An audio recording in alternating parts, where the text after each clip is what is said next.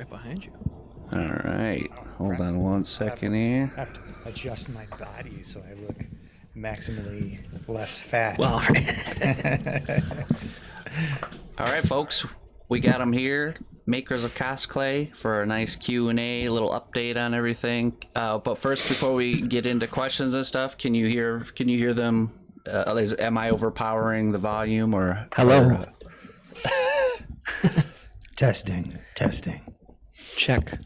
Check. Checkmate. I think we should be good. Sounds good through my headset. So okay, sounds good. Okay. Everything sounds good here. Rush shirt. I like the dude already. Do you like Rush? I never asked you that. Me? Yes. Oh, I mean, yeah, but not like Not like me. No, right. I don't have any shirts, but I like the music. I might so. I might have to send you one sometime.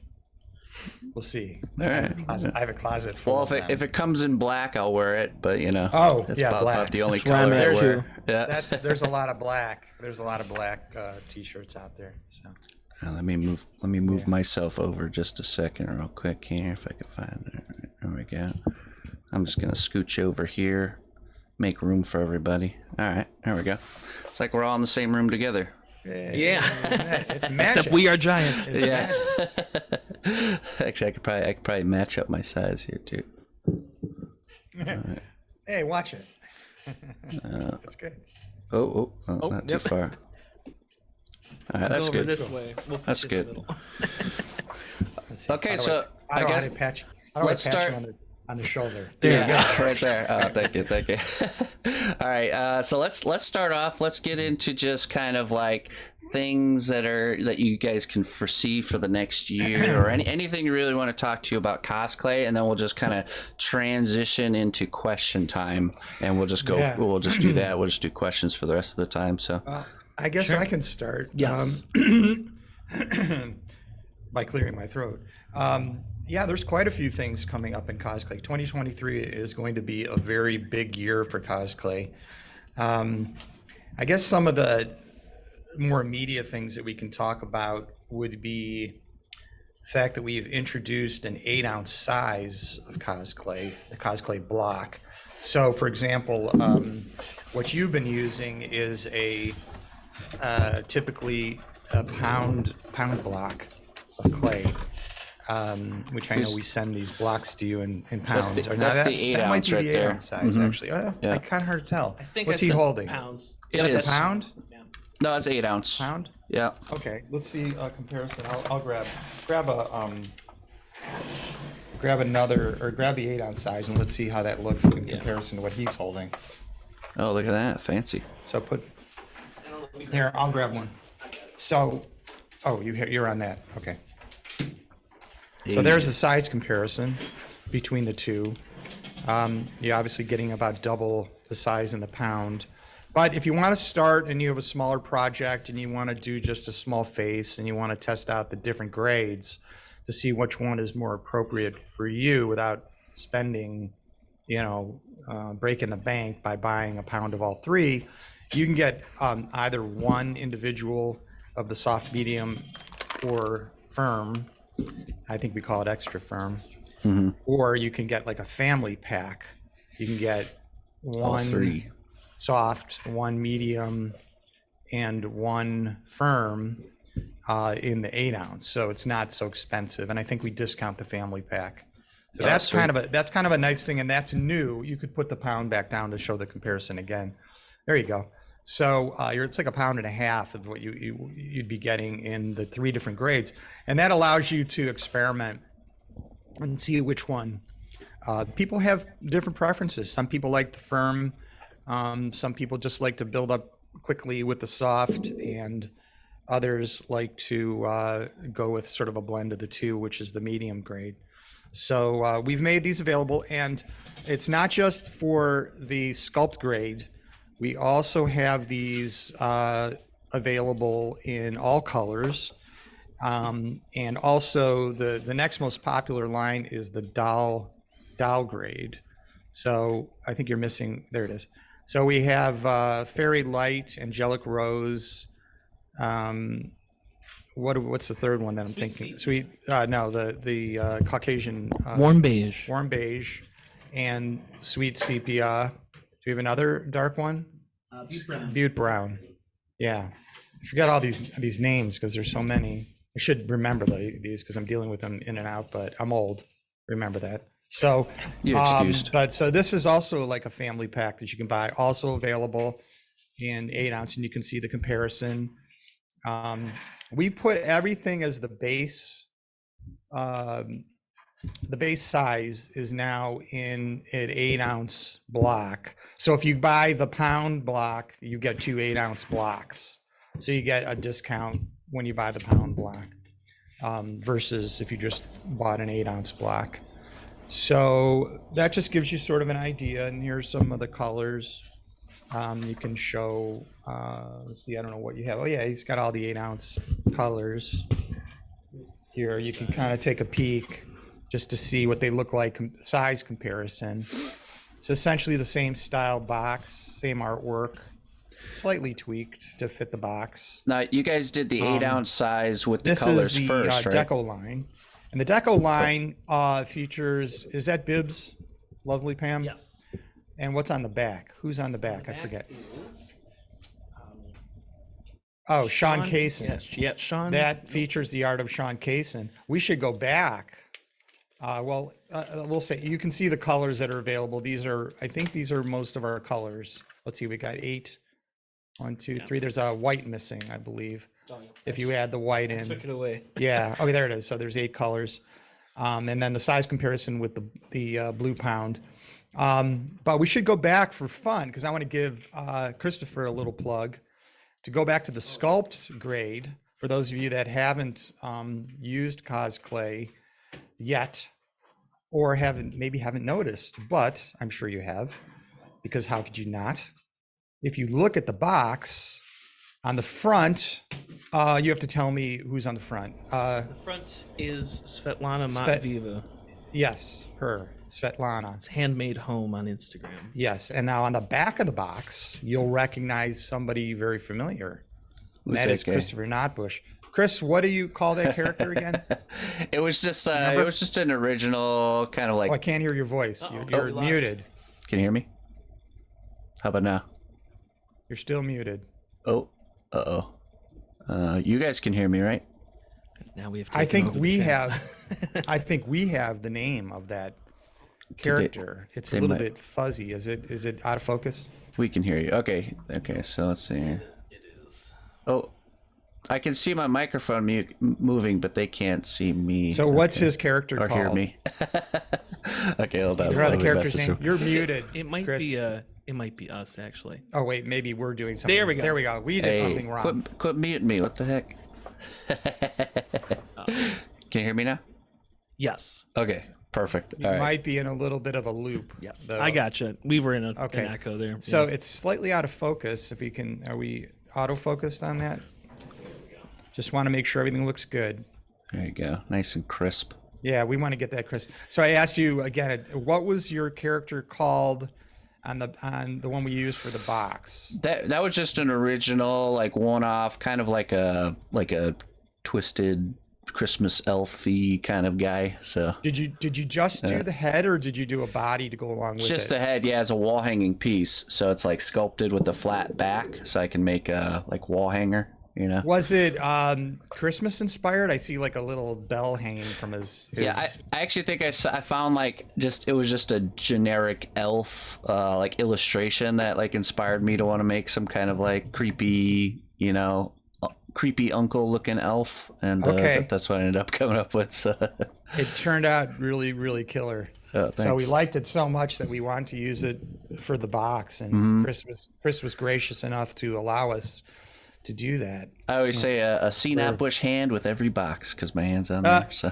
Isn't that something? Your hands? Yeah, that's true. Yeah. So we were really pleased that Chris was so kind to let us use that glorious image, because it really shows some of what you can do with this clay to get the kind of detail that you're after.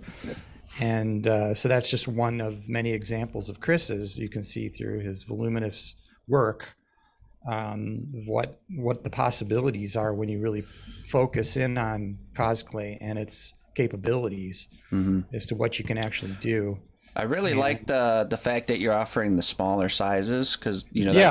that's always a question people have, is like what firmness to buy, and like you said, everybody's gonna like something different, so it's almost Yes. better to get like just like 3 of the smaller ones of each kind, so you can kind of know which one you want before you buy 6 pounds of firm like Sarah did there in the chat. Yeah, well, but even with that, you really can't go wrong because they're all quite usable. And Yeah. with regard to the firm, if you might need some extra accoutrement. Like you might need a mixer. I like these meat grinder. Maybe we can show a link of the meat grinder that I particularly like. And this thing just beats the stuff up, and it makes it so workable that you don't have to kill your hands to soften something like the firm up. You can use some power. You can put some power into it through these a little tiny food processing machine. Yeah, I just use a pasta machine. And that, even more basic is the pasta machine, or even a roller. So they sell these acrylic rollers. I think we're going to be bringing those in as well, where you can just kind of maybe throw it into the food grinder. I have a particular one I like because it has a glass bowl, and the plastic ones tend to react a little bit with the clay, and they eventually get kind of dirty. And, I can see that. Yeah. Yeah, they get dirty, and then certain kinds of plastic polymer clay will like melt. It does. It kind of doesn't totally melt it, but you can never fully get it out of the machine once you get it in there, and so you have remnants, and you can clean it with something strong like isopropyl alcohol. You use 70% or 90% to wipe out the vessel that you're mixing in. But this one here, I'm showing a link to it. It's gonna take a second. Oh, well, actually, the link isn't up yet, but you'll see what I'm talking about. And they're not horribly expensive. About $30. This one might be $39. Oh, really? That one we're showing here, but they do have them for $30, and they're good because they have a glass bowl, and it allows you to do almost an entire pound of clay, and you chop that up and get it workable within minutes. It gets a little warm, and then you can feed it into your pasta machine. I might have to consider that, because it'd be nice to just have a machine do it. Exactly. And there's another. I don't have an image of this, but there's another more basic meat grinding device. I think you've seen them. They're more traditional, where you actually mount it to your tabletop. Oh, look at that. And it comes up, and it has a sort of this grinding mechanism that you turn, like a handle, right. and it puts out like you were grinding meat into into sausage or something like that. I don't know. It has a little screen in it. Those work really well too, and those you can actually find those on eBay, I think, very reasonably, and even thrift shops. I want to say like $50. I have a meat grinder that I actually use for meat, the exact one you're talking about. I think it's like $50 or like 30 to 50, something. If you were to buy it new, probably. Right, yeah. But if you found it, a lot of the stuff you can get in thrift shops, you could theoretically even use just a blender, a home type blender. Stuff's not toxic, but once you start putting it in your blender, I probably recommend, you're never going to get it all out. So right. Probably just devote that blender to, your hobby and your Cosclay or polymer clay work. So these are just some suggestions. Like if you have the firm grade or a grade that's just a little bit too hard for your hand, sometimes when these clays sit for a long time, and it's true of most polymer clays, they tend to firm up quite a bit. And even if you're in a cold room or you've been storing it in your garage or whatever, typically you do want to reconstitute the clay before you start using it. Mm-hmm. So when we make it very fresh, it's typically very soft. But well, people always ask me about shelf life of the clay, and I tell them I still have some of the original beta sample, and it conditions up just like as if it was brand new. And that's been like years now at this point. Yeah. So our polymer clay, and it may well be true of many of the brands. I can't speak for others, but I know that we have it's almost indefinite, to be honest with you. So Mm-hmm. once it's formed into this block and all the stuff is in there to preserve it and keep it, what it was made from originally, to keep everything where it's supposed to be chemically, it will stay that way. Could be a decade or more, and you can still use it. So the shelf life is really extraordinary. Another thing you can do is, I don't think many people talk about this, but I've discovered that if you put your clay in the fridge, it actually lasts. It can last even longer. Yeah. There's another streamer, Paul Pape. He always tells people to do that, to like put it in the fridge. Yeah.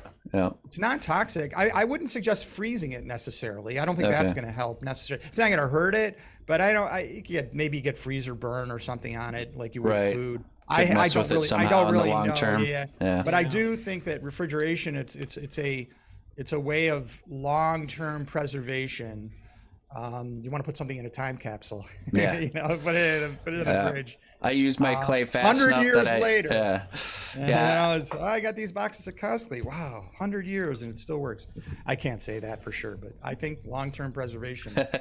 You'll never actually be able to say that for sure, because you'd have to live 100 years to find out. I'll be dead, but the legacy will be there. Yeah, right. That's what we're That's what we're working on, our legacy. On the tombstone, say, "Mark my words, Cosclay will last 100 years." Yeah. Throw some in there with me. Then it'll if I get bored for eternity. We'll just do a time capsule. Yeah. Would it be coffin cam? So wasn't it the Deco series that you came out with the smaller boxes for that first, right? Okay, so you're leading to the next venture and the next size. We've been working towards this for a long time, not trying to give them anything away. Oh. But the ultimate size would be something even smaller and probably half the size of the 8-ounce. And that's what we're working towards. So it allows people. Cosclay is one of those mediums I think that lends itself well to using larger quantities, because you're doing a different type of work, not necessarily jewelry work or small work. You tend to do some bigger sculptures, bigger pieces. And when I say bigger, I'm talking about the size of the stuff that you typically do. Right. That would be the average, at least for Cosclay Sculpt. That would be the average, type of work that people would be doing, or a little smaller than that. Right. So we like to have it available in the larger quantities, because we found that people do tend to typically try to use larger amounts. Make full characters and stuff. Yeah, exactly. Yeah. And I think that the opportunity to have 4-ounce sizes or 8-ounce sizes, the smaller sizes, gives you a chance to sort of sample the range. And they may well lend themselves, with all the different colors and special effects clays that we'll have, that you don't have to invest in a pound block of a luster clay or some more obscure thing that you might not use as much of, like even though you might glow in the dark or something like that. Glow in the dark, yeah. So the idea of being able to sample these products and not commit so much cash, you maybe want to try a lot of them, but you just don't have the resources to commit to the larger blocks. Then these smaller blocks are very good in that regard. So that's something that's coming very soon. And then we'll have to go to the big side of the spectrum and have the CNAPWISH 25-pound block. Yeah, I mean, bulk quantities of some things are always possible, especially by special request. You'd have to contact us, and just some people like to buy things. We probably would be relegated to a very small number of products, maybe one, in fact. But that's something that's possible. Yeah, it's reasonable to say. Not something that we would offer, at least for the foreseeable future, to make it commercially available. But again, I'm saying in a wide spectrum of things. But hey, anything's possible, and we listen to our customers. So if it becomes we get a lot of requests for it, then the demand is there, and we'll consider it. You know what? I think I think probably one of the biggest untapped cosplay potential groups out there, and I don't know if it's caught on there yet, but I feel like the cosplayers universe could use cosplay like really well to make like, you know, like accessories for the costume, you know, the foam costumes. Instead of like carving it out of foam, they could like make the trim elegant design out of cosplay and just glue it onto the foam. Yeah, and I think you're the same right. Flexibility and stuff like that. So I'm just waiting for that crowd to catch on to this material, and you'll start to see some cool stuff. So yeah, I agree with you. I think they have to an extent, but not as widespread as we had thought in the beginning. You know, the name suggested, of course, right, and that was sort of in the initial thinking. And of course, cause is curable, oven safe. That's where the cause comes from, but it also tied in nicely with the cosplayers and just the maker generation that we're experiencing like never before now in 2022. In the 2020s, it's just gone ballistic. So, you know, we let people discover their own applications for it, but I think the cosplayers are coming in slowly but surely. We are seeing more and more of this. Cool. So you're right. It is sort of mostly untapped. What so as far as like your guys' liquid mediums, so the two that I really like using the most is the C2, of course. That's like a must, and then the C1 is super. I've been trying to push myself to use it more and more, and it's just a huge time saver. Isn't it? Yeah, I used it. So I don't know if you saw that trophy piece I made. Up at the top of the trophy, there's like a bunch of detail along the top. And so what I did is I actually sculpted it one time because I was on a time crunch for that project.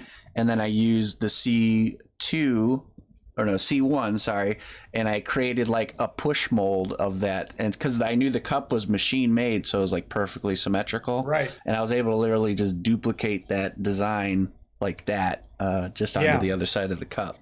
So, it's great. It's it has a lot of potential for replication and quick replication, and also the building of characters in a way that is difficult. You would have to use epoxy or some other material so that you don't get that sticking. And what's so cool about it is that you can fit pieces together in very intricate, planned ways that because you can bake the two. Once you get that barrier in there, that C1 barrier, you know they're not going to stick. Right. Right? So the idea of having that available to you is sort of a game changer for this, because you can really, you can really engineer your sculptures in a way that you couldn't previously. And I think too, I'd like to see more and more people be able to use it. And I'm thinking about a tutorial where you actually make a mold with Cosclay off of a Cosclay piece, a full, front and back or multi-piece mold. like a two-part, full character. Oh, so that could work. It could definitely work. Yeah. And you can make these pieces in sections because you're continuing to build them up.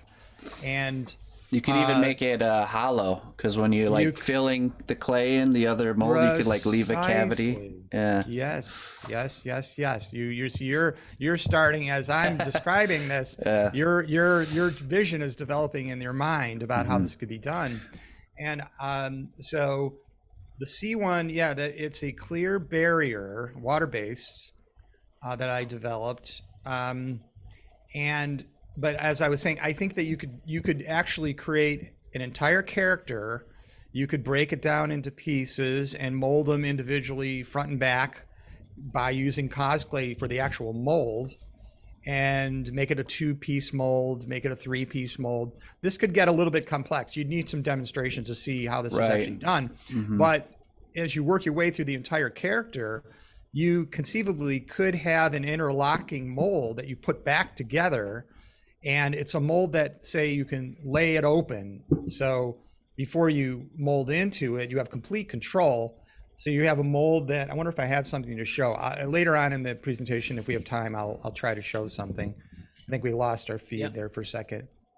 I'll keep talking. So so that if you laid the mold out, you could carefully place more Cosclay, press it into your mold, and making sure that you capture all of the detail. Right. Yeah. Like going into the hard to reach spots first and getting in there. You could use some tools actually to get it and do a very controlled lay-in of specific thicknesses of Cosclay throughout the mold, and then use our liquid to doctor the seam a little bit. Go all the way around the seam so you have a paste or a putty. Then put the mold back together, and just depending on the way you have it engineered, I have had it use like metal clips to hold the whole thing together. Oh, there's a big mold. Nice. Yeah, that's just a one piece. Right. But that gives you the idea. And I just use the separator to press in different colored Cosclays to do that. And once you have your mold, you can reuse it many, many, many times. And it's almost like you could have a desktop factory of your characters. Well, I started hanging on to mine, and so like I'm starting like a library as I work through projects. I'm developing this library of little bits that I've already sculpted, and then when eventually I'll be able to use them. Like I could probably put together a whole character just with the bits I have there. Like isn't that amazing? Yeah. If you wanted to reuse faces, you could press it raw. And then pull it out, try not to deform it instead of making it together, because you could do that as well. You can press it into your mold with the C1 separator in place. You got me still? Yeah, hold on one second. Okay. Seems I have to upgrade our Zoom real quick. We're over 10 minutes. Oh my. Hold on one second. Let's see here. What the heck? I thought Zoom was free. What happened here? We have to keep pausing and starting over. No, hold on. Let me just do this really quick. You'll need a subscription to make it work right. Yeah, this is my first time using Zoom to start a call. I've always been part of Zoom calls, but never like actually hosted one. So let's see here. Additional options.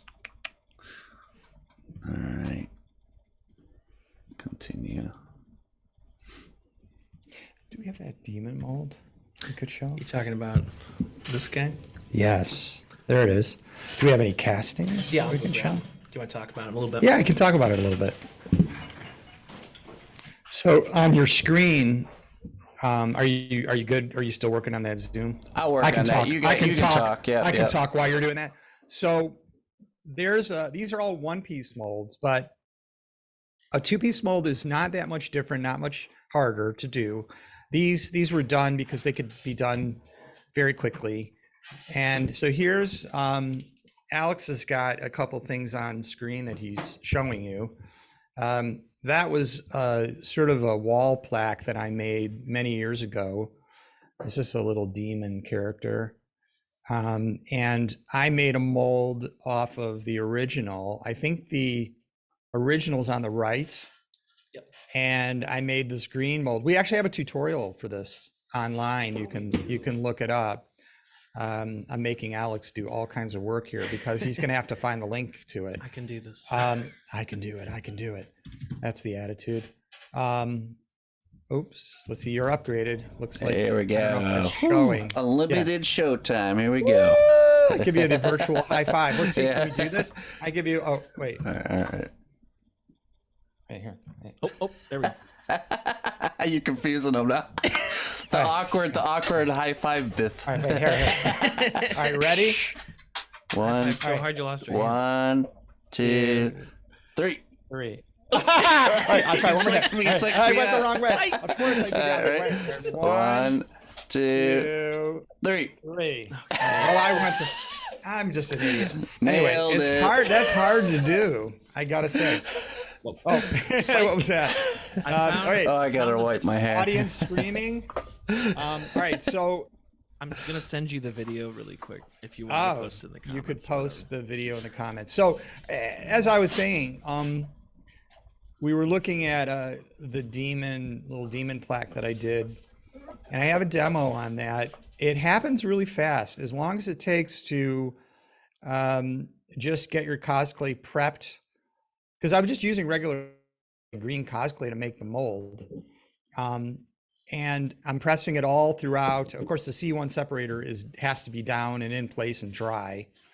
And so you see on the right, there's the original. And in the demo, I'm painting it with some C1, a couple layers, and I'm air drying it with a hair dryer. I always do two layers is like the golden rule. Yeah, so, yeah. Sometimes I'll do 3 depending on the complexity, but it's very thin. It dries very thin. Yeah, I've never had a problem with like detail loss or anything. Right, so. nothing like that. Yep. And then what you do is you bake everything together. So if you put that gray one, Alex, inside, if you can kind of fit it inside the mold. And mind you, I've used this mold multiple times. See if you can do it on camera. There we go. And there's some pink on the back. I just used it as filler. Right. Okay, so pretend that the stuff in the middle is raw Cosclay. Okay, you just smashed it in there, but you did it carefully to get all the detail. Then you put that into the oven with the original mold, and when you pull both of them out, now they're both cured. But because the separator's in the middle, they can't stick to one another, right? That's the concept. So normally Cosclay will stick to itself intimately. You can't pull them apart.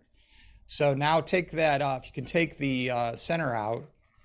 So and after pretend, you bake it, pretend you just baked it, and I usually like run it under cold water while I do this. And because it won't crack, doesn't expand, doesn't. But I have learned, so you have to be very careful when it's when it's still hot, or if it's the warmer it is, there's more likely a chance of tearing. Oh, definitely. So,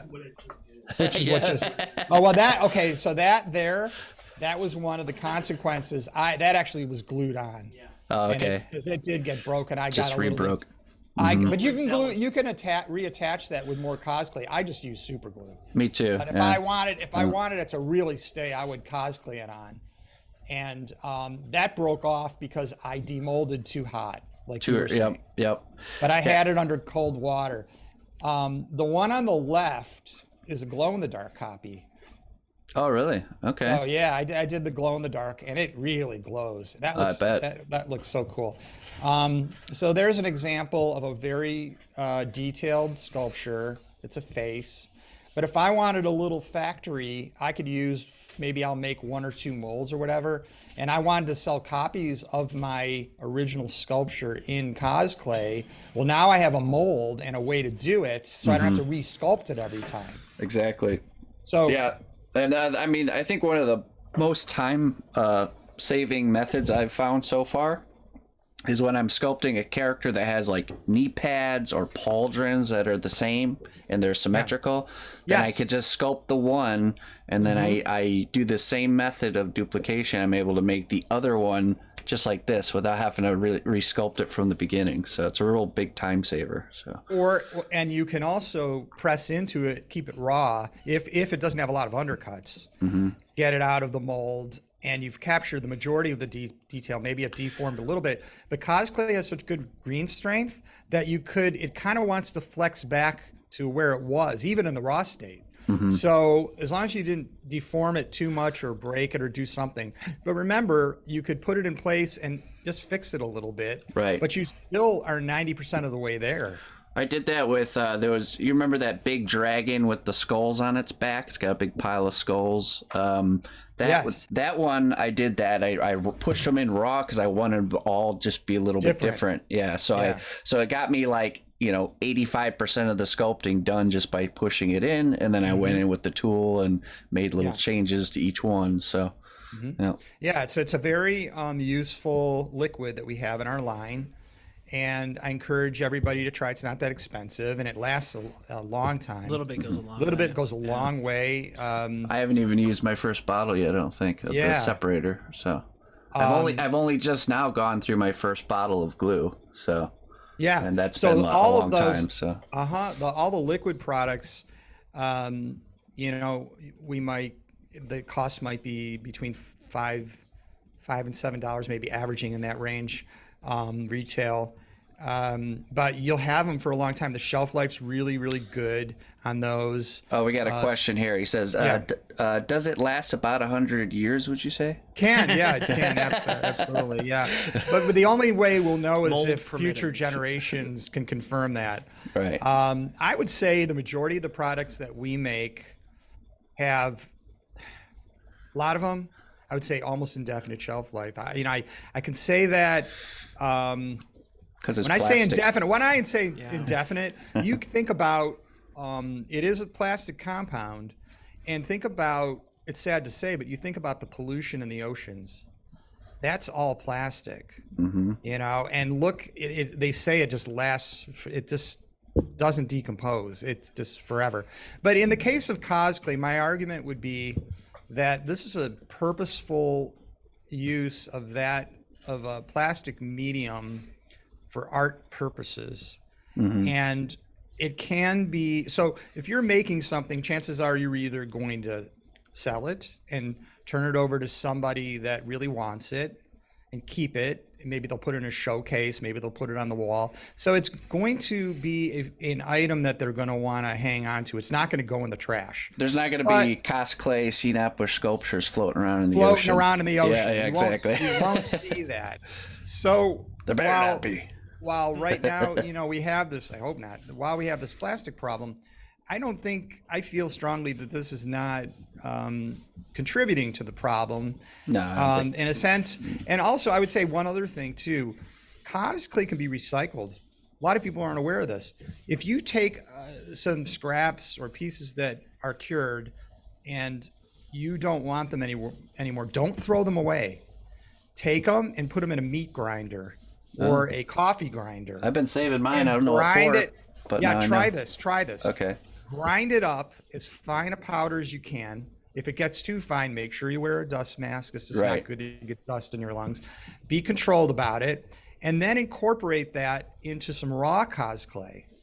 And now you have a sort of filler. Like a bulking material. Think about it, because Cosclay raw can be added to Cosclay cured. That makes sense, actually. Why can't ground up Cosclay be added as a filler to extend and it's not going to weaken it. It's just going to fill the volume. Yeah. It's going to all fuse together. It's the same thing mold makers do that use silicone. They do chunkies. I don't know if you ever heard that term. I was just going to say that. Yeah. Right. Yeah. Mm-hmm. Yeah, they cut it up into cubes, and then when you're filling your mold, you fill the huge areas with chunkies, with these cut up cubes of cured silicone. It's the same idea. So because the material sticks to itself, so exactly, it just works. Yeah. So exactly, and I would just add to that I think Cosclay is even a better filler in the sense that you don't have your chunkies.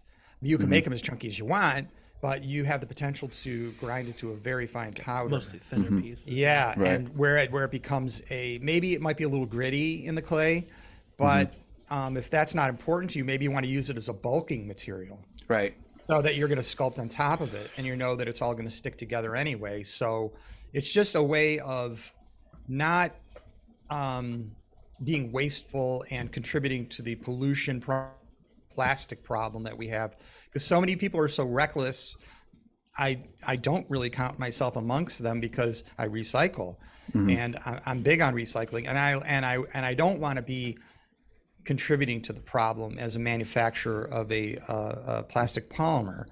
I want to be, if possible, to be a contributor in some way to the solving the problem in a sense. Maybe someday I could get into a different formulation that allows me to use even more natural materials rather than a polymer, like a natural polymer. I will continue to work on that, but for now we have these plastic materials that are working well. Is this the dragon? Yeah.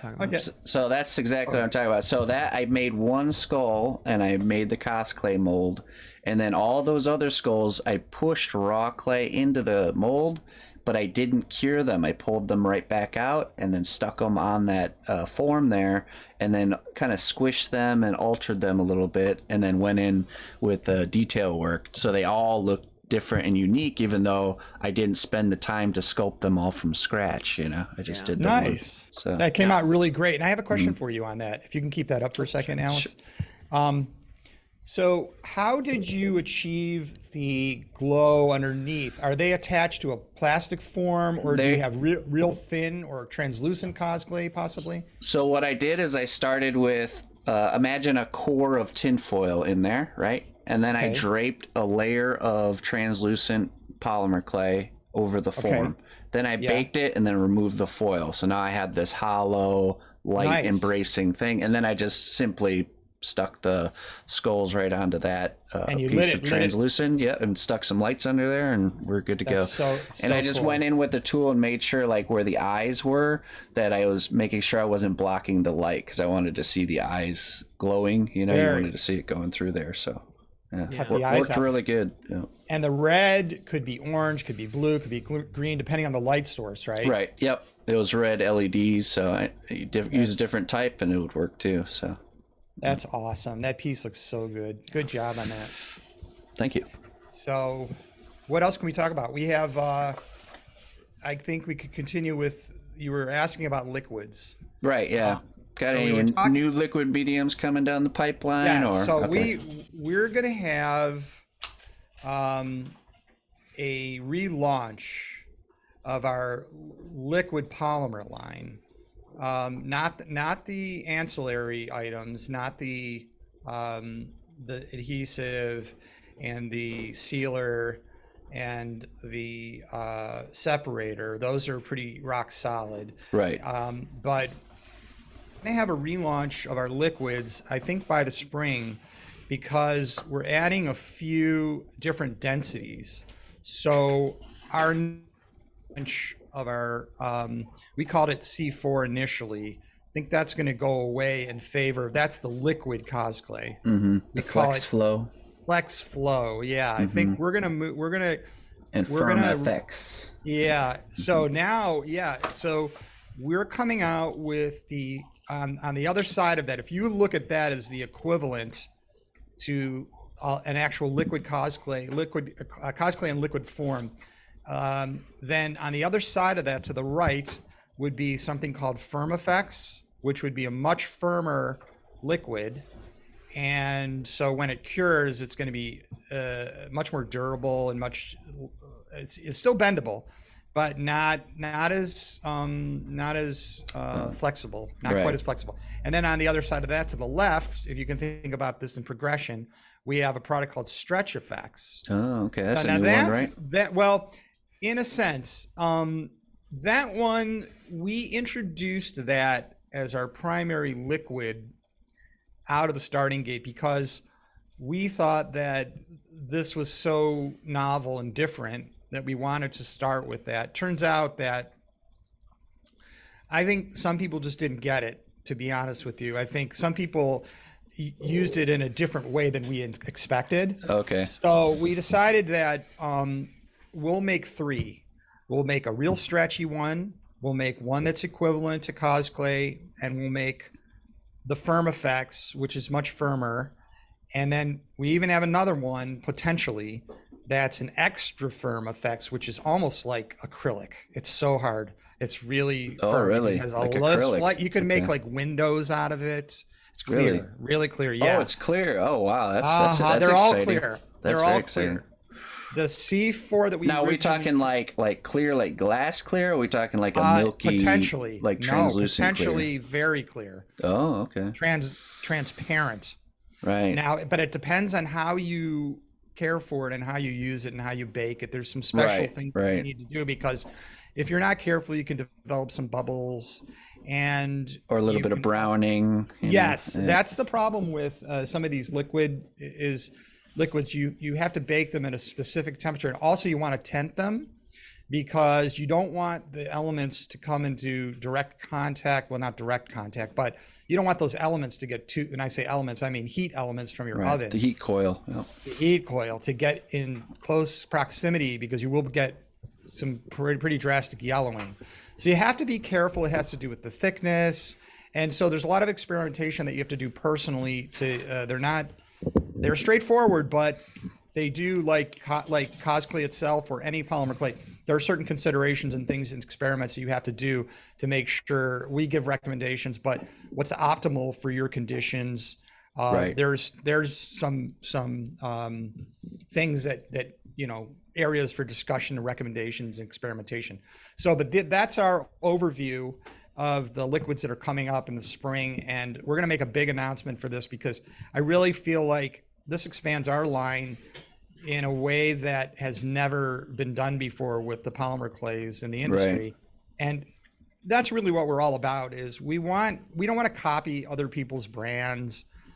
I don't have any motivation to do that. I really don't. I don't want to. I respect all the different polymer clay brands, to be honest with you, and I recommend them because they're different than what we're putting out. And I see no reason to do the same thing that somebody else is doing just to try to make some money or something. I'm not about that. I want to add something that is useful for people, that is different, and it gives them an opportunity to expand their craft in the ways that they feel that they can utilize our materials.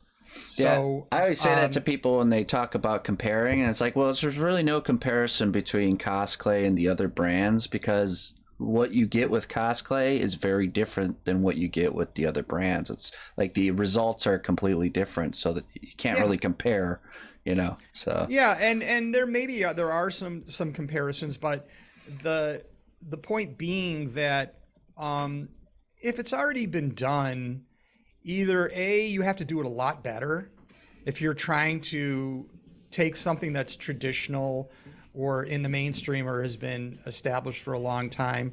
And I hope other companies that do make polymer clay respect my point of view of that I'm not out to copy anybody. Right. I want them to do what they're doing, and I use their products.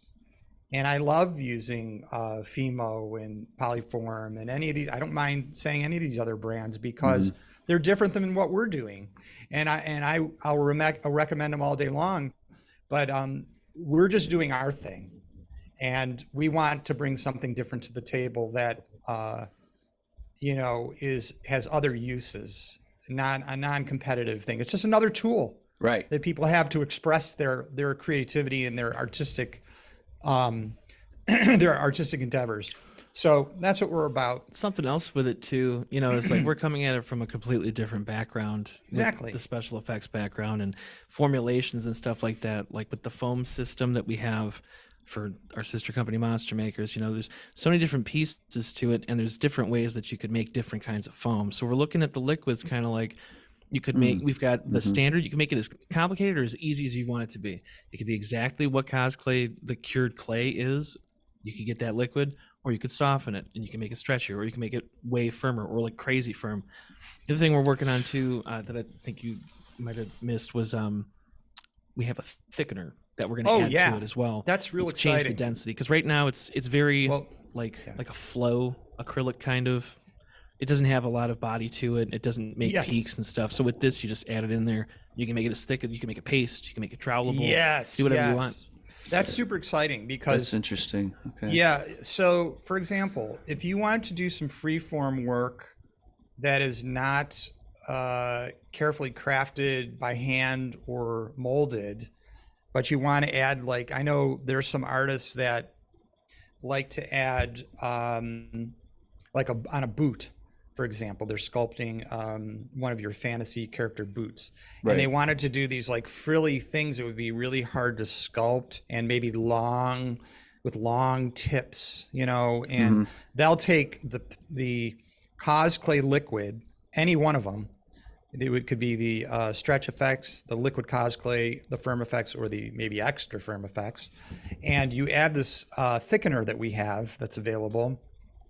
You add that in, and you can turn that liquid into as thick a paste as you want. Okay. So that now it's very controllable, and it won't slump on a vertical surface if you make it that thick. Right. But it's still useful, and you can take it and with a small tool you can dab it.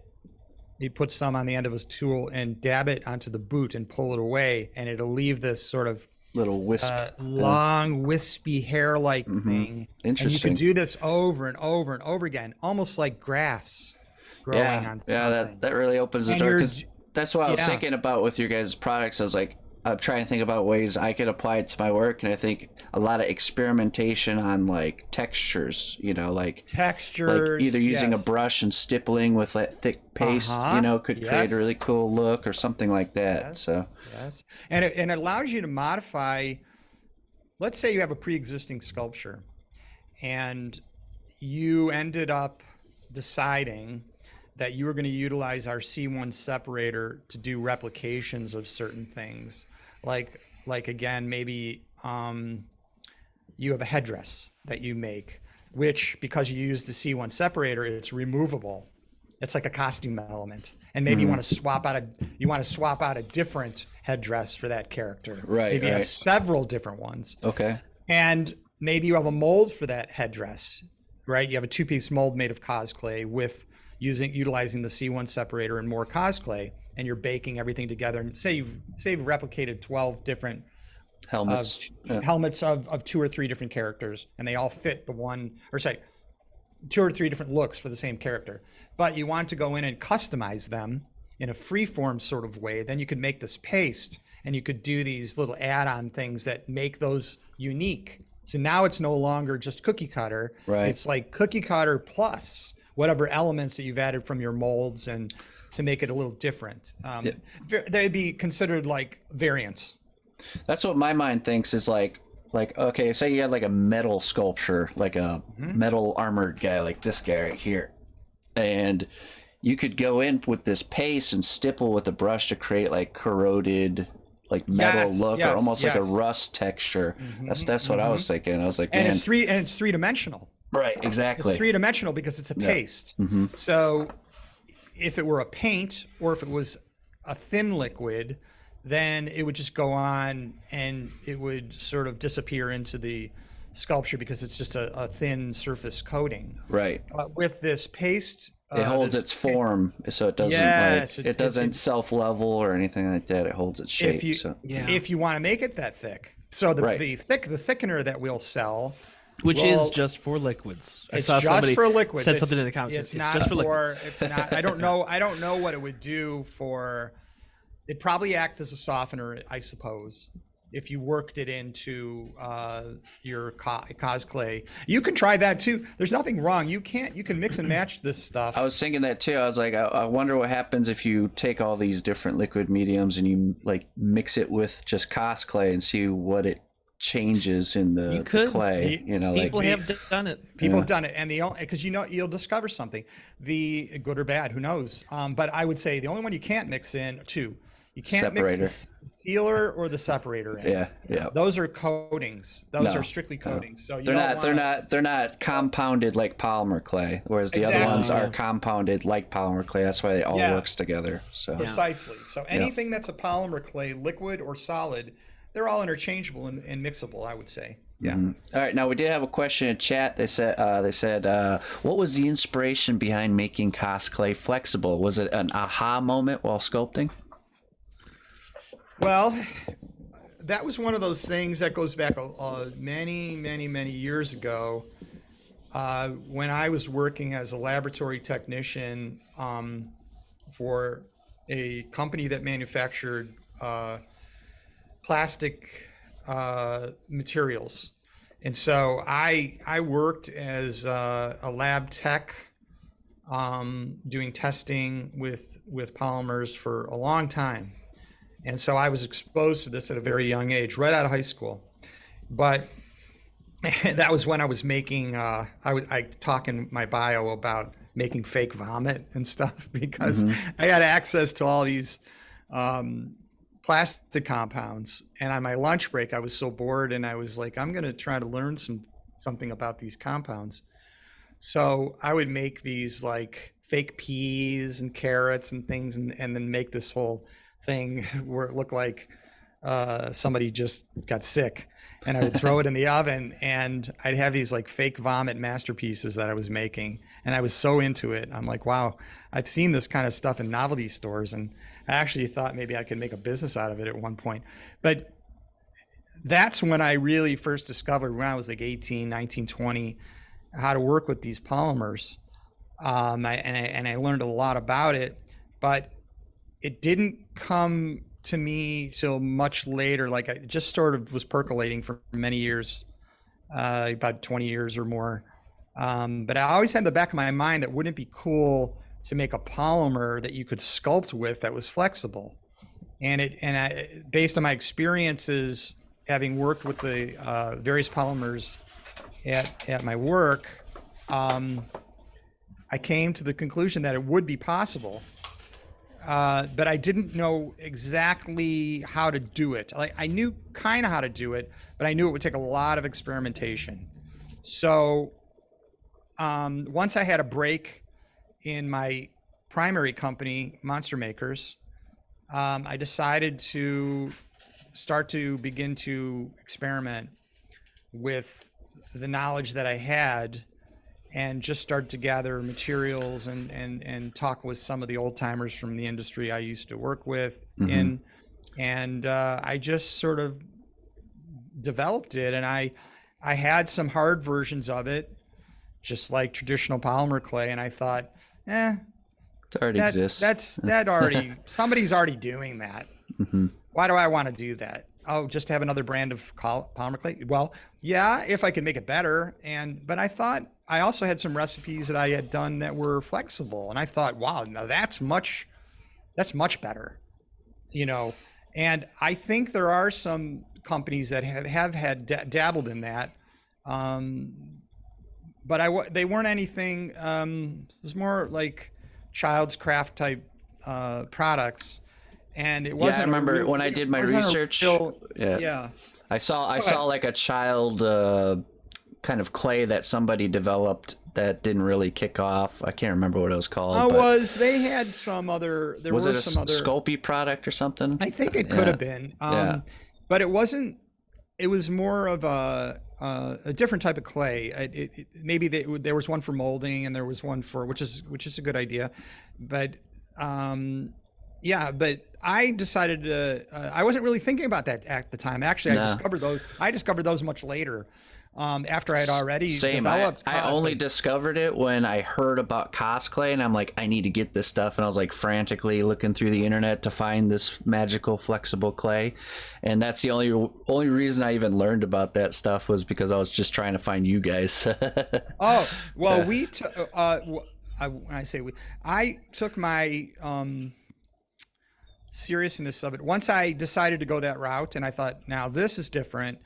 I wanted to make it into a bona fide sculpting medium that was useful and strong, unbreakable in a sense, because it's not. Well, let's not unbreakable. It is breakable. If you use, there's certain ways you can break it if you have joints and things that you're bending over and over again.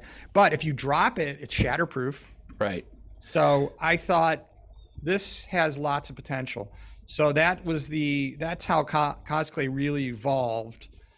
So there were a couple aha moments, you know, where I'm like, wow, I really nailed this. But it took a long time. It wasn't just, oh, I got this recipe and I'm satisfied with it. It was like, I've got this recipe. Years and years of trial and error. Then 1,000 recipes later. You started doing that? I started dabbling with this. He started the day Sinapush was born. He knew he needed to make the clay for me by the time I got to my 30s. I want to say that I had really picked it back up again, not until after, I don't know, I think it was around 2008 or so. Okay. I had started some recipes, and then it didn't really finish up. I didn't really have anything good until like 5 years later, something like that. I know that sounds crazy that it would take that long, but I just didn't have enough time to devote to it because I was. Well, you're still running another company, exactly. For those that don't know, Arnold and Alex also run Monster Makers Inc. Is that the name of it? Which is known for Monster Clay. If anybody's ever heard of Monster Clay, they also do that. So yeah, that's my invention, my recipe. And very, very proud of that. I spent 3 decades perfecting that. and it's widely used in the industry. It's probably one of the best-selling, if not the best-selling, oil-based clay of its type in the world. Very known. Most people know it. So yeah, yeah. and I'm extremely proud of that. It took a lot of hard work to get that product out there, and I really made that sort of in the same way that I made Cosclay. You know, I didn't really set out necessarily to market any of these things, but I liked them so well as an artist. I was really making them for myself, to be truthful. But I'm a sort of a reluctant businessman, and I had a business, and I'm like, well, I'll send some of these out to my customers and see what they think.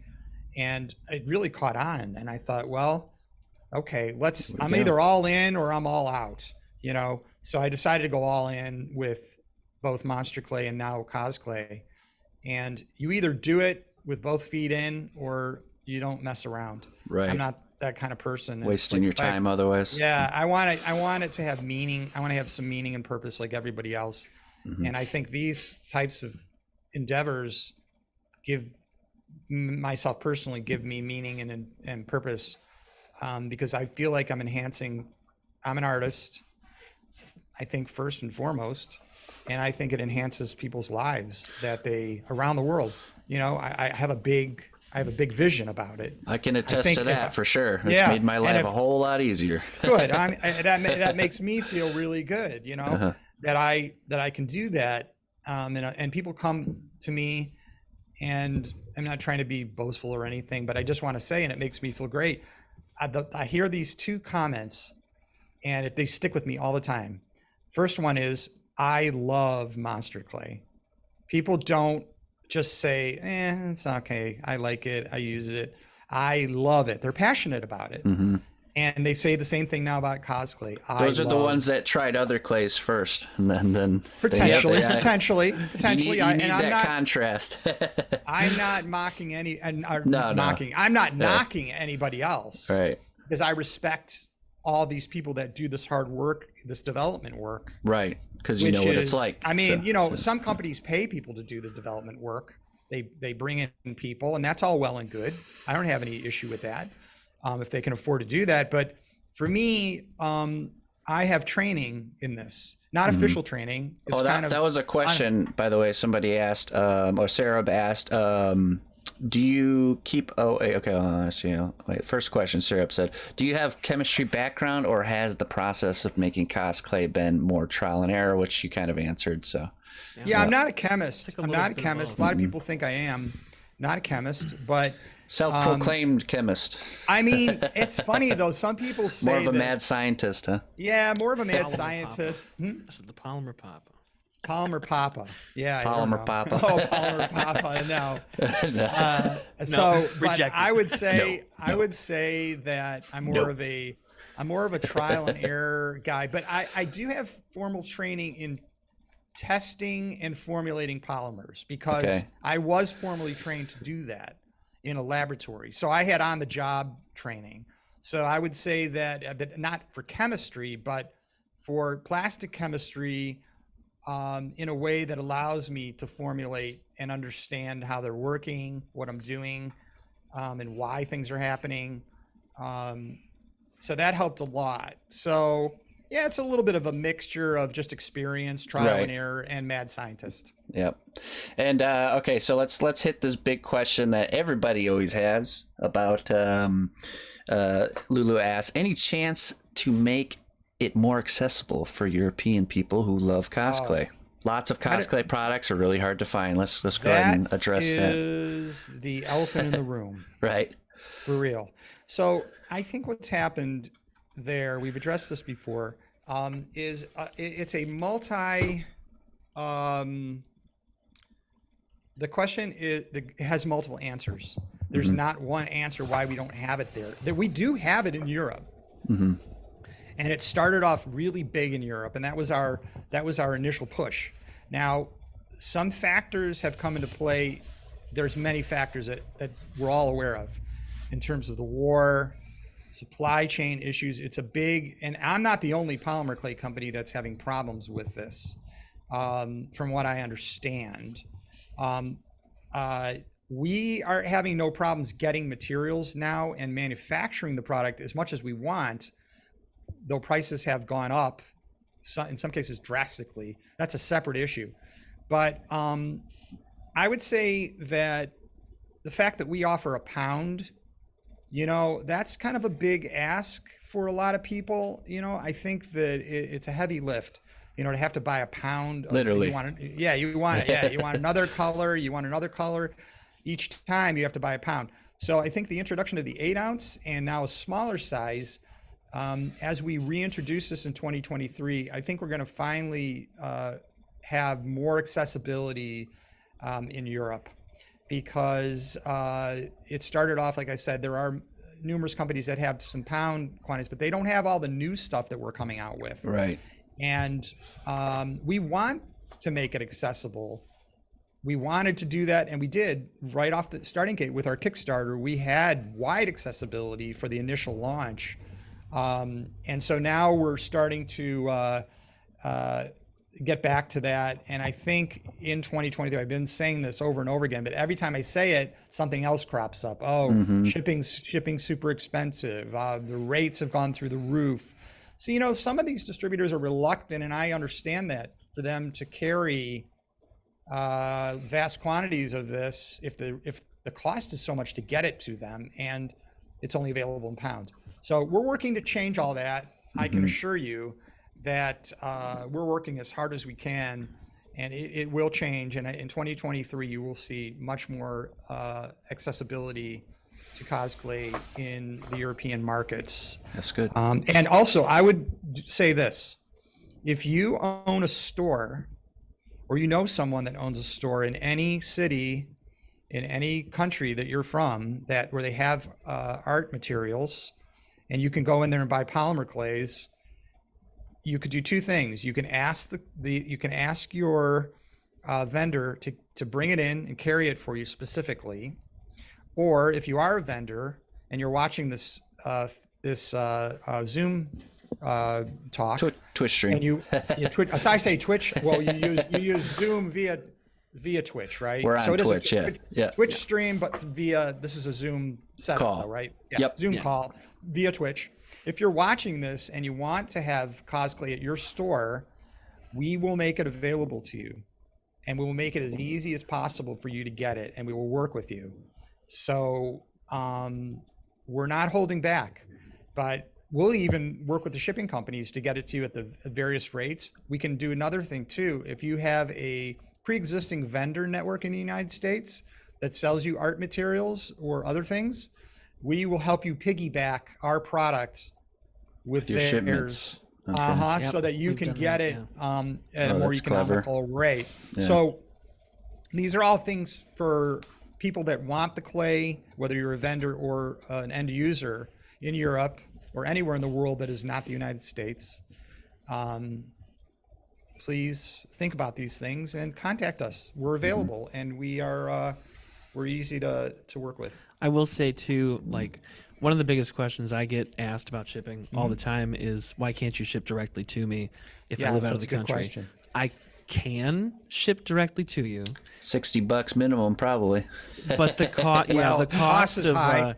The shipping plus duties and taxes to get it released from customs, I mean, you're It's a looking at killer. like 6 times more than the block of clay, and if that's something that if you really want to do it, like, I can make it happen.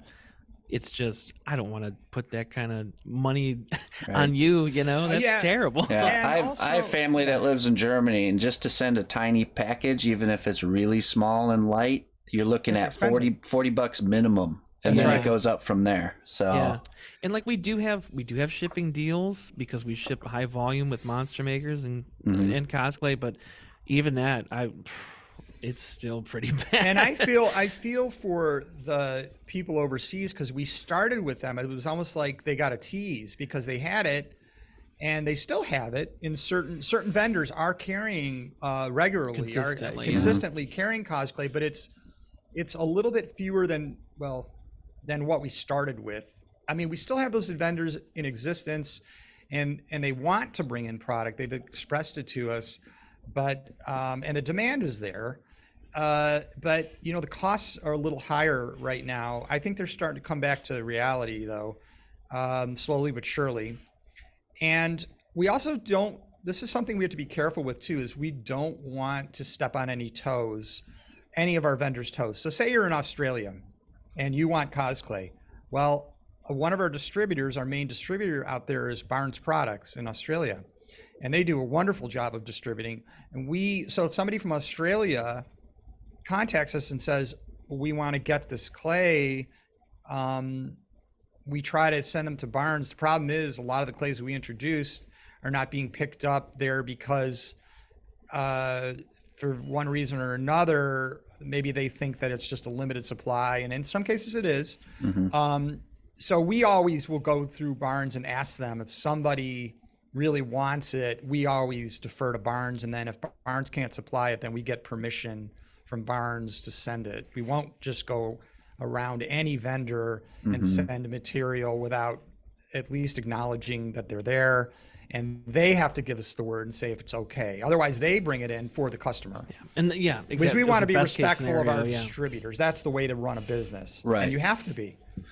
Yep. So Angel Spawn asks, why not manufacture the Cosclay in Europe directly? Well, I mean, That's a big undertaking. That's why. That is. That's kind of Help us move. Could we set up? Sure. Set the stage here. Let the folks know, because we're looking at Cosclay as this entity, right? But people don't know, like, you guys are a small family business, So It is a small family business, but it is. How do I say this? It's a large small family business because we have plenty of space here. We're in a huge warehouse. Right. And we take up. I think it's like 13. I don't know Well, how much. It's yeah, huge. we have a lot of square footage here, and we have machinery that would make your eyeballs pop out if you saw the machines that we have here. We have the capability of doing this, and we are doing it domestically and as much as we can right now for internationally. So it's not like we can't produce the product, but if you think about setting up a duplicate operation in Europe, you really have to do a cost to benefit analysis, and I can't be in two places at once. Right. And I don't know. I just, at the moment, I don't feel comfortable trying to set up a massive operation like that. We can make it and we can ship it and we can do it at a low cost. Eventually, per unit, we can make it affordable for people, just like the other companies are doing around the world, and so I don't think it's necessary to set up a operation in Europe to make sure that Europe is supplied with our product. I really don't. I do really think, though, once we get into the smaller sizes, I mean, the 8s, they're going to be available for distributors come the new year. But once we get into 4s, yes, then I think we'll have a different kind of market opening at that point. Yes. People will be able to pick up. Right. I do believe that's to be true. Yeah. And so we'll be working towards that. And I don't think the European buyers will be dissatisfied, with that, because the accessibility will be there eventually.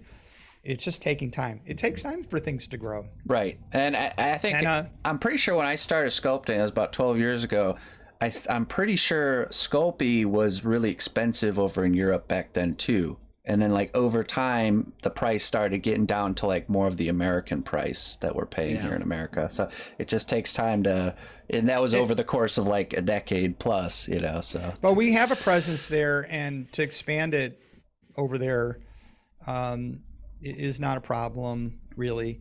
We've been in business now, I think we're going on into our fourth year. For Cosclay, I want to say we're on the 4th year now. And so we're getting there.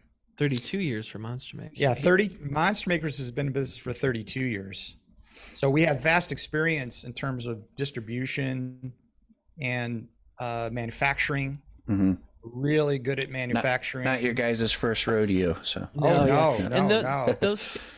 Those overseas connections took some time when you got started doing Monster Makers. So we already got a leg up because we've gone through some of the existing channels. Yeah. And every distributor that you work with is a new partnership. Yeah.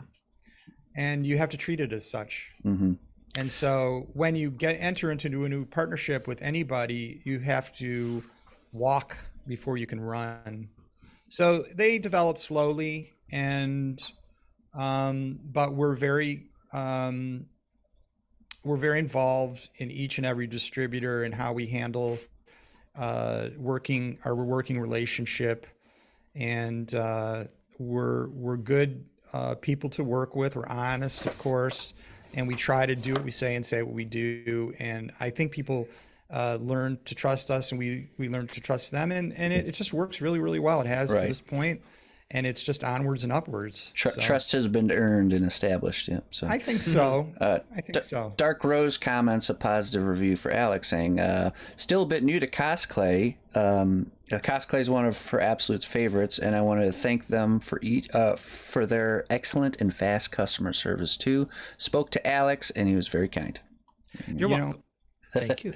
Yeah, I'm so happy to hear you say that and recognize Alex's incredible contribution to this company, and both Monster Makers and Cosclay, because I think that, I was talking about having your feet all in. It's like Alex has his feet, his body, his brain, everything's all in. And he's a tremendous asset to our company, and we couldn't do it without him here. So I'm glad you recognize what a asset he is, and just an all-around great guy. Here's a fun idea. Go ahead. Did I blow enough smoke? His head is growing. He knows, I don't mind. I'm embarrassing him while he's sitting here. But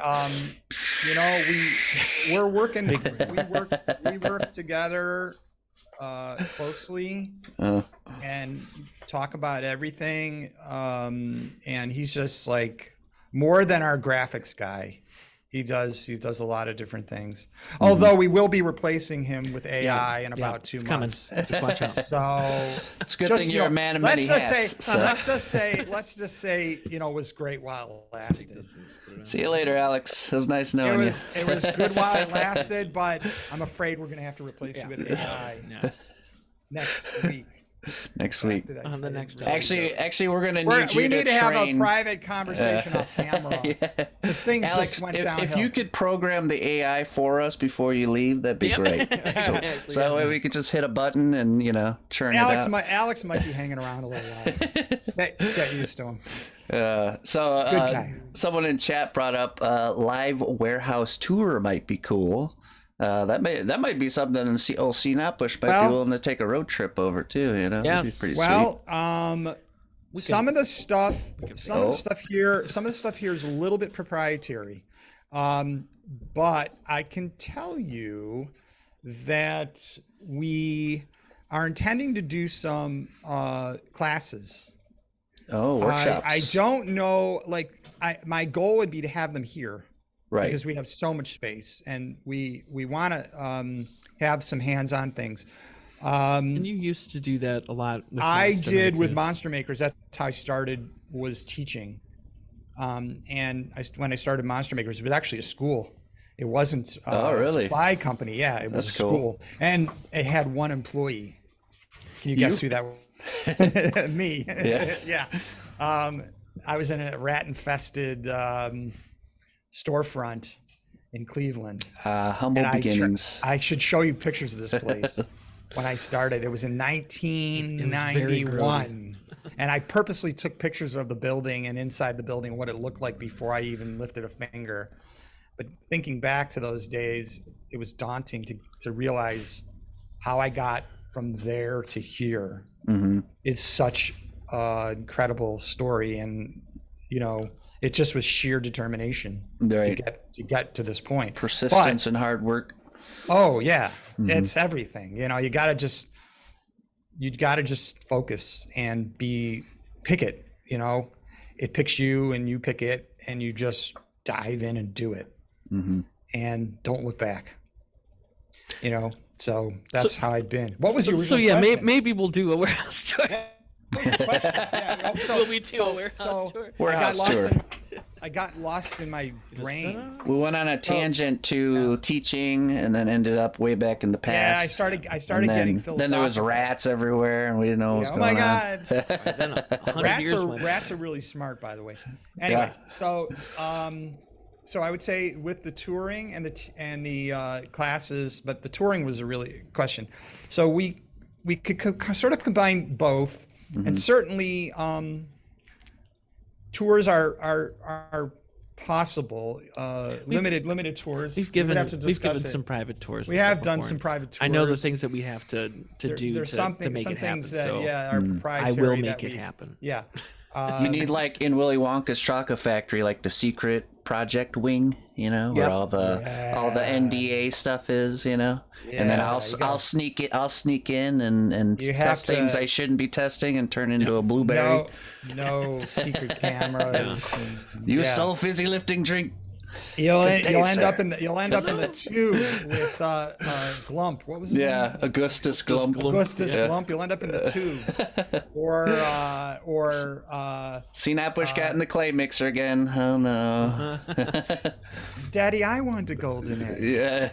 Or what did she want? She wanted everything. Veruca. This is how we listen. We could totally shoot. I'll drive out and we'll totally shoot like a Willy Wonka edited Cosclay factory tour. And You know what's funny? Yeah, I'll share we'll make something. It happen. I'll share something funny. We can go back to the touring question in a second, but I have a friend. His name's Jeff Rebner. He's one of my good buddies from many years ago when I first started Monster Makers. He's an incredible artist. You should look him up online. His name is Jeff Rebner, Rebner, Rebner, and he's a comic book illustrator. He's a very well-known comic book illustrator. Rebner. He is one of the most Jeff Rebner. He's one of the most amazing artists from the perspective that I talk about this all the time. He's a very unassuming guy when you meet him. He's just like your regular Joe Blow kind of guy, and in some respects, you wouldn't really suspect. Put his picture up. Yeah. Well, That's if you can. Okay. If you I'll can. put his picture up, and then I'll put a picture of his art up. Oh yeah, let's put his It'll be picture. just a I want to show you who he gigantic photo is. of his face. He's a gigantic photo of his face. I don't think Jeff would mind. No. Or wherever. I'll Find find something. I'll get there. So he has this magic power where you would appreciate this, Chris. He can visualize something in his mind. Like, for example, if you say, Jeff, draw me a rhinoceros dancing. A rhinoceros dancing that will look like the best rhinoceros dancing you've ever seen. And he'll do it in any perspective. Wow. Because he has these things stored in his head. Right, like an inventory. Looks at something once, he has a photographic memory, and he can put down on paper anything that you ask him, more or less. Like, he saw me once. I met him one time, the first time, and I asked him to draw a caricature of myself. He came back the next week with one look at me, and there was no photographic reference, and he had my look down just in his memory. Completely. It's insane. Wow. He's an incredible guy. And why did I mention Oh, so he calls me the Willy Wonka of clay.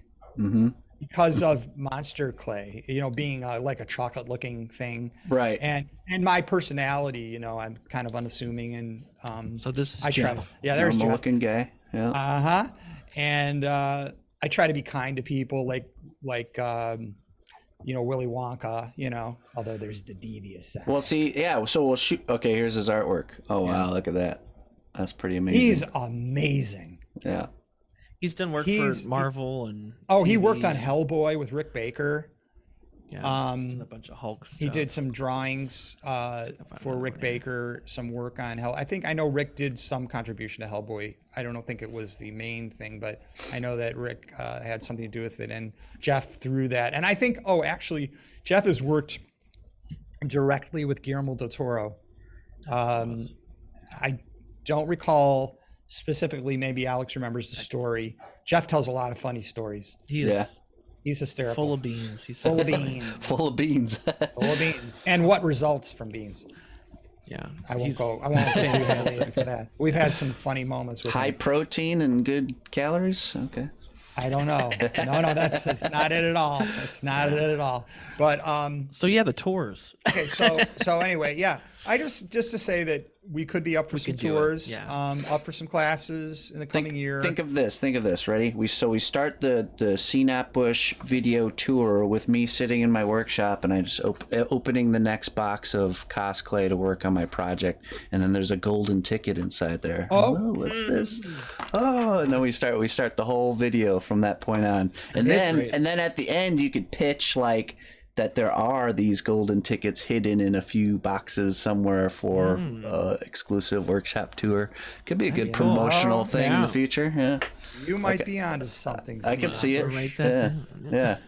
Good idea. It's starting to percolate in my mind. That'd be cool. So yeah. Any other questions coming through, or should we move on to another topic, or do you have more time? How are we doing on time? I mean, I got time. It's up to you guys. We got time. Maybe we'll go for like 20 more minutes. All right. Call it good. So. For a minute, I gotta switch the cameras out. Okay. Oh yeah. So he's showing you a cover of one of Jeff's many comic book illustrations. Jeff, yeah, he's just in some ways he's my friend, but he's also one of my idols. Did you meet up with him because you did a lot of like convention stuff?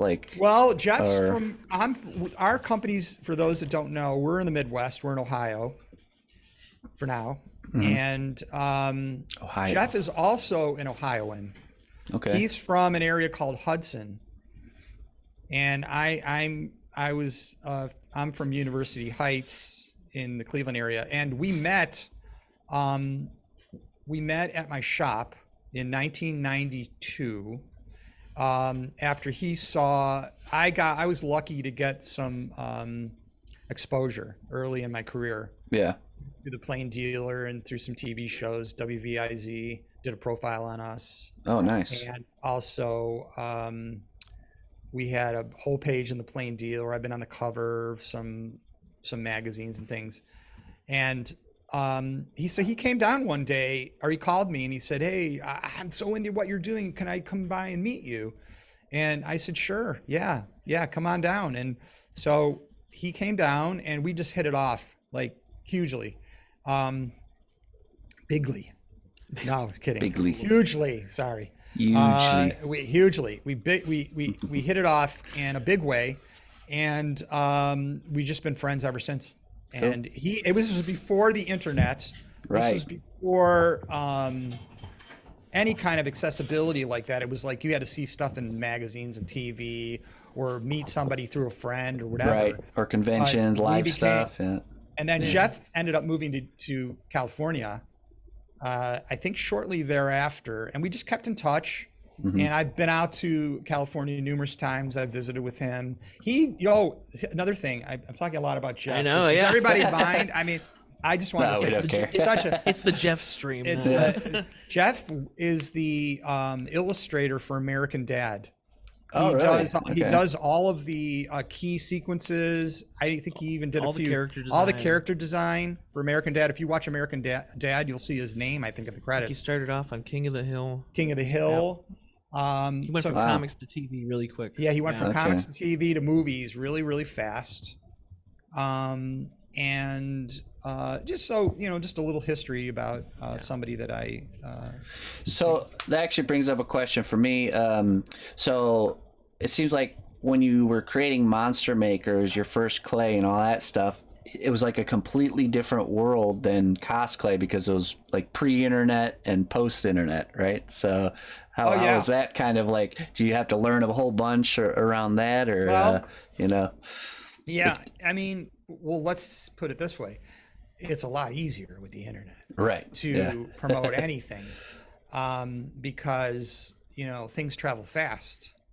That's why we try to keep and far. Fast, because good things travel fast, but they're saying bad things travel 10 times as fast. we have to be good, and we are.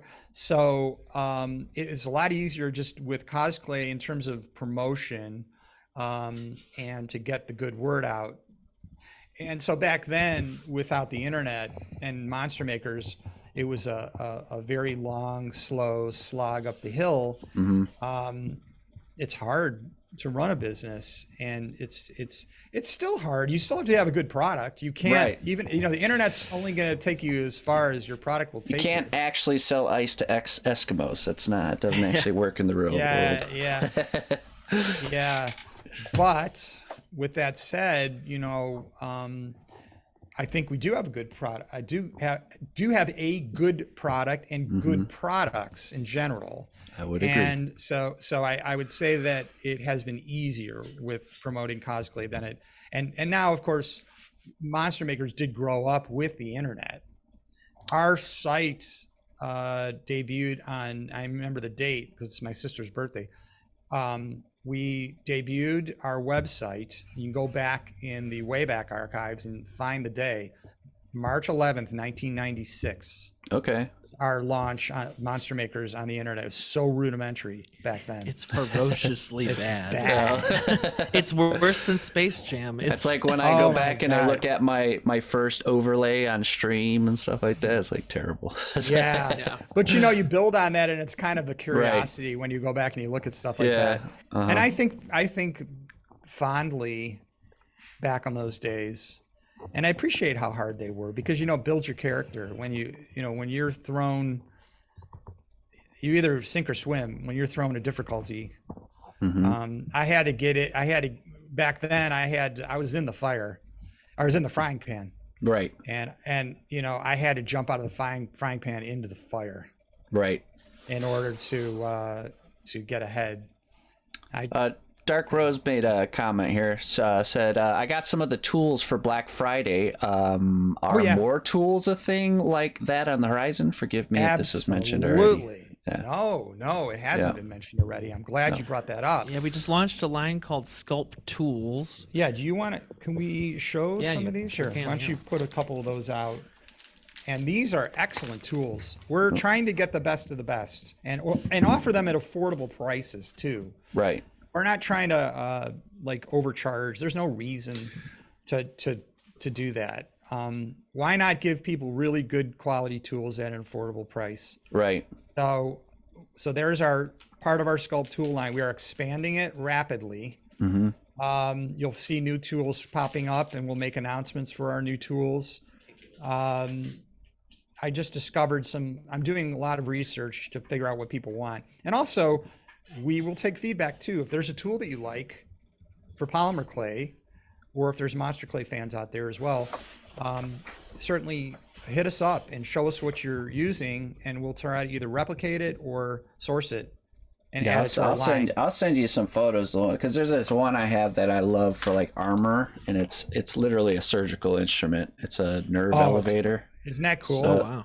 They're just like super smooth and like How'd durable. you find that? So someone, I think in Germany, one of my fans cleans the surgical instruments as like for a living, and they have an expiration date and they just throw them out. So they can't reuse it. So they sent me whole bunch of those? just like a whole bunch of them, and I really love using this one. So that's great. Yeah. And everybody has their tool preferences. I was watching Casey Love's Monday Night Monster Jam. I'd like to give him a plug. Oh, okay. I know Casey. Look up Casey Love's Monday Night Monster Jam.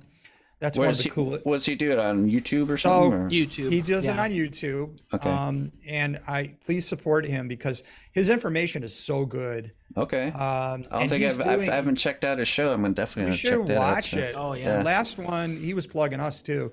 He was doing a monster clay demo of a maquette that he made. It was so cool. And he was talking about his tools that he uses. He was going through them and explaining what they do and why he likes them. And it's very educational to get in the mind and have mind of somebody else and have them explain and demonstrate for you what a tool is, why it's valuable to them. And everybody has their own way, and there's different ways of approaching clay and how to shape the clay and how to detail the clay. And the only way to know what tools work for you is by acquiring different tools and trying them out. and seeing what are your favorite tools. Some people make their own tools because they can't find the ones that they're looking for. Right. But tools are a big thing for And sculptors. sometimes for me too, like I've gotten so efficient using the tools that I like to use that if I try a new tool, it initially seems not good. It initially seems like it's something I'm never going to use because I don't know it, so I don't know it like I know the other tools. So I've had tools sit around for like sometimes even like a year or half a year before I actually start figuring out what they're used for and then really start realizing that they're good. So is that Casey Love? Things. Okay. Yeah. Yeah. He did, didn't he do tutorial work for Stan Winston? If I remember. Oh, okay. Yeah. Casey's a very well-known guy in the industry. He's becoming even more well-known because not only is he an incredible artist, but he is an incredible person. And he's very generous with his knowledge. Like he's the type of guy that if you see him at a trade show, step up and talk to him because he'll answer really any question. He's very approachable. When you see Casey Love talking and explaining something, that's how he is. Like he is fortunate enough to make a living at what he enjoys, and he wants to share it with people. He's just really big on that, of educating people on how to use the materials, and recommending the things that he uses, and he's not shy about it. And like I said, he's just like your next door neighbor. There's really no apparent ego on the surface anyway. He'll just share, and he'll stand and talk to you and to answer any question. Great teacher. Yeah. Good. Well, I'm definitely going to tune in to that show now that I know about Jeff it. Rebner, every Monday Casey he does Love. it or something? I think so. Yeah. And he posts on his Instagram whether or not he's going to do it or if there's a delay or something like that. But he tries to do it every Monday night. Right, but we all know how that goes. That's his goal. It's Monday Night Monster Jam. Right. I think last week he had COVID. He couldn't do it. But it's worth tuning in for the couple hours that he's got. Like, I think he said did he have 30 shows he's done already? I think so. Yeah, he's had all sorts of people on it too. It's a wealth of Jordy knowledge. Shell was on there. Mario Torres was on there. These are all. He uses monster clay. He loves Cosclay. Wed clay too. He uses wed clay. He uses whatever he enjoys. Wed clay is a mix of water-based and oil-based, right? No. Okay. Wed clay is actually a mixture of water-based clay and glycerin. Oh, okay. Believe it or not, it dries slow. Right. It's not reusable either. Which glycerin is made in soap. That's one of the compounds found in soap. So that's interesting. Yeah. They use it in place of water or a certain portion of water to slow down the drying and give it a different kind of texture. And that was originally manufactured for Disney. Right? Yeah, it's called for Jurassic Park, right? Didn't they have to make it for that? I think it was made earlier than that. Okay. Maybe for the 50s. Maybe it goes back to the Disney Imagineers. Yeah. Where they're Those sculpting maquettes. some big things. It's great for sculpting large, for masks. Can it still be fired like regular ceramic, or does if the you glycerin wanted to, ruin it? If you wanted to, but it's not designed for that. Right. So the WED, W-E-D, it stands for Walter E. Disney. And the number, if you care to look it up, Monster Maker sells it, I think. Yeah. If you care to look it up, the number of the product is called EM. E as in Edward, M as in Mary, 217, EM 217.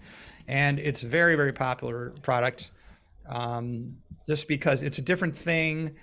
It's just a different way of working, but you don't reuse it. You actually make a sculpture and then you mold it. You don't fire it. Yeah. Right. You make a 2-piece plaster mold. It's done mainly for masks. Right. Yeah. For Halloween masks. Truly. Yeah. But again, you don't have to use WED. You could use monster clay. You could use any kind of clay. Polymer You clay. could even, use yeah. polymer clay. You could use whatever you want, just to create the form, because that's all you're really doing. Yeah. It's a means to an end to get a form. It's like a pattern for a mold. Yeah. All right. Well, let's do a final round. Make sure everybody's got no questions. If not, we'll get wrapped up. So if anybody's got any last minute words or questions for Alex and Arnold here, now's the time, and then we'll start wrapping it up if we don't got nothing. So Let's just give them a minute here to populate. So, but yeah, I'm excited. So we went over the smaller quantities. That's one thing to look forward for next year. Yep. Tools. They're now in the tool game.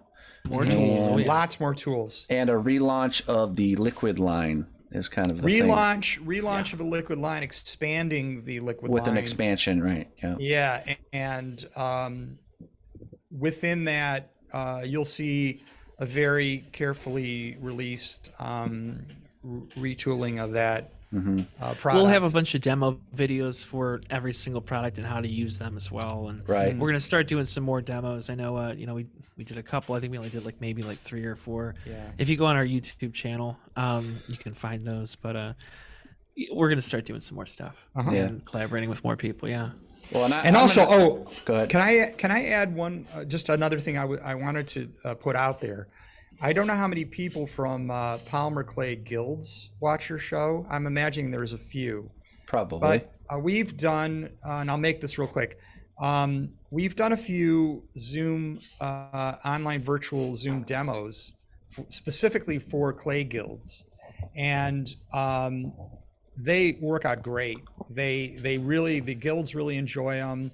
I want to be in a guild. There's clay guilds. Be in a guild. Oh, there are tons of clay guilds, but they're not like fantasy. Well, they do all. Do kinds we get of a stuff. guild tabard? Do I get a guild tabard? Oh, the tabard. I don't know what you get. I don't know what you get with guilds, but a lot of the guilds are more standard type polymer clay guilds. Interesting. But the guilds are all the people in the guilds are always looking for new tools and things to use. And I say new tools, I mean new polymers, new everything, anything that has to do with that will expand their horizons. You know? So I will make this offer to anybody that's in a guild. Please contact us and we can arrange to do a private Zoom for the guild members. We did one for Dayton. Yeah, we did one for Dayton, and we did the International Polymer Clay Association as well. We did those two, and they were wonderful. And we got a lot of great questions, and we enjoy doing them. Cool. So anybody out there that's in a guild, you want us to do one of those for you, just hit us up. Yeah. Okay, so sorry, you were in the middle of... I was just thinking, too, that I really need to push and experiment more with the liquid lines, because I know there's untapped texture potential there. Oh, yeah. Once I kind of figure that out, I'm definitely going to put together some nice, short form demo video content to spread around. So cool. And I can say another thing, too, Chris, and we can allude to this a little bit, because it's not... Maybe. Well, I think it's okay. I think it's okay to say. I will say this, and Alex will be okay. I gotta get that button. He's got to get the button to shut me down. The quiet button. There's a very strong possibility that Chris and C. Notbush, his C. Notbush brand, and the Cosclay company are going to collaborate on a very important project. Mm-hmm. Now, I'm not going to say anything about it beyond that, other than in the coming year, it's under discussion right now, but you guys might want to prepare yourself for something that is really cool between us. Yeah. And I offered to buy the company, and Arnold said, all right, and I said, all right, I'll become nothing like that. The Cosclay king. Yeah. No, I'm just kidding. I'm just kidding. We are working on something. I mean something tangible. Yes. That your fan base will really, really, really dig. You will enjoy it. Yes, and I don't want to say anything about it because it's too early. Yeah, it's very. But I'm mentioning the possibility. Mm-hmm. Okay, does everybody in agreement? Open your minds, open your hearts, and just be ready. We all in agreement that that's fair to say this. That's fair. Doesn't matter. We've already said it. It's already out there. I'll just tell them. I'll tell them all what it is. It is the C-Knot meat chopper. Yeah. That's where we're going. C-Knot meat chopper. There it is. No. For all that's- your meat it's needs. all I can say is it's something tangible, and it's something cool, something really cool. If it comes to fruition, I hope it does, and I think it may well. So, See, not all right. chop. So That's it. all That's right. it. The sea chop. I can't The say sea any more chop. about it, right? We can't say anything more about it. But if it comes to fruition, we will talk about it more Yes, we will. as it comes together. All right. Well, hey guys, I want to thank you all for coming out here and hanging out with us, answering questions. I'm sure everyone in chat had a good time. I know I did. I hope so. Yep. And we'll go ahead and wrap this show up. And yeah, any last words, perhaps? Definitely. Any final questions? Any final question? I haven't seen any final questions. A lot of positive. Love for Cosclay. But no direct questions. I don't think I Okay. missed any. So, yeah. We can save them for another future. We're going to have these discussions ongoing, I hope. Yeah. So, yeah. this is part 2 of, we started one last year, end of last year, middle of last year, I forget. Or, So yeah. I So think this might is have been around this is the our end, yeah. second one. And I think we're going to do an update at some point in the future. We'll do more of these. I've been wanting to Yeah. do more of these. Just things get busy. You know how it is. So, Yeah, of course. It's Whenever like the you have yearly time. check-in. A Right. check-in. Right. We're here, and we like chatting with your people and fielding questions. And okay. Colleen, one of my mods, says, "Tell Arnold thanks for not spilling the beans. So now chat will be nuts for the next few months, driving the mods crazy." Wondering what the announcement What will it be. is? Yeah. Well, I'm serious. It's the meat chop. Yeah. It's not the meat. I really mean chopper. it. It's not the meat. It's not the meat chopper. I'm gonna throw you in the meat chopper. Yeah. Right. So, but a it's cry not for the help. meat. Not the meat chopper. We may have our own meat chopper. I mean Blink that, twice if you're being held against your will, Alex. He kicks me under the table sometimes. Yeah. I always tell him hands off. But I never say feet off. See, I didn't get to use this camera much today. I don't know Nah. anymore, but You're busy being the gopher, going I for all the was. little stuff. Yeah. So. Yeah, we can't divulge too much. All right, well, let's wrap this up with a good Yes. hearty goodbye. We're gonna go bye-bye for you guys, and then I'm gonna wrap up with the chat, and then I'm gonna go bye-bye. Can I So- say thanks to Ina too? Oh, yeah, sure. Yeah. Yeah, She's behind the scenes, but she's so vital to these broadcasts. yes. Oh. So thanks to Ina. Everybody have good rest of the year, good Yes. New Year, Mm-hmm. and happy holidays. Merry all that. Christmas Yeah. and Happy New Year, everybody. All right, guys. 2020, go 2023. Yes. We'll see you later. So Bye. long. Later.